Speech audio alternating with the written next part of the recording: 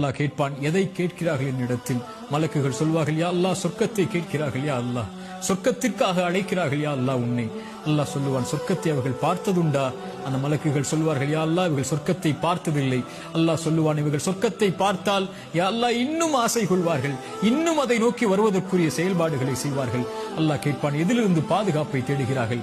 யா அல்லாஹ் நரகத்திலிருந்து பாதுகாப்பை தேடுகிறார்கள். நரகத்தை அவர்கள் பார்த்ததுண்டா? மலக்குகள் சொல்லுவார்கள், இல்லை என்று அல்லாஹ் கேட்பான், நரகத்தை அவர்கள் பார்த்தால் யா அல்லாஹ் அதில் ஒருபோதும் ஒருவரும் நுழைய ஆசைப்பட மாட்டார்கள். அதிலிருந்து விலகி விரண்டு ஓடி வருவார்கள் செயல்களை கொண்டு.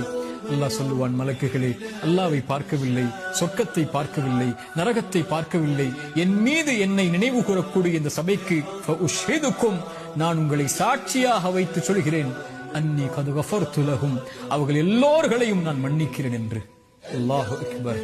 திக்ருல்லாஹி அஸ்ஸ வஜல், அல்லாஹ்வை நினைவு கூறுதல் சதா நேரமும் ரமதானில், காலையிலும் மாலையிலும், வாகனத்திலும், அலுவலகத்திலும், எங்கிருந்தாலும் அல்லாஹு அக்பர், லா இலாஹ இல்லல்லாஹ், சுப்ஹானல்லாஹி பிஹம்திஹி, சுப்ஹானல்லாஹில் அஸீம், லா ஹவ்ல வலா குவத்த இல்லா பில்லாஹ். இது போன்ற மகத்துவமிக்க திக்ர்களை நாவுகளை கொண்டு நனையுங்கள். அது அல்லாஹ்விற்கு நன்றி செலுத்துவதற்குரிய காரியமாக அமையும்.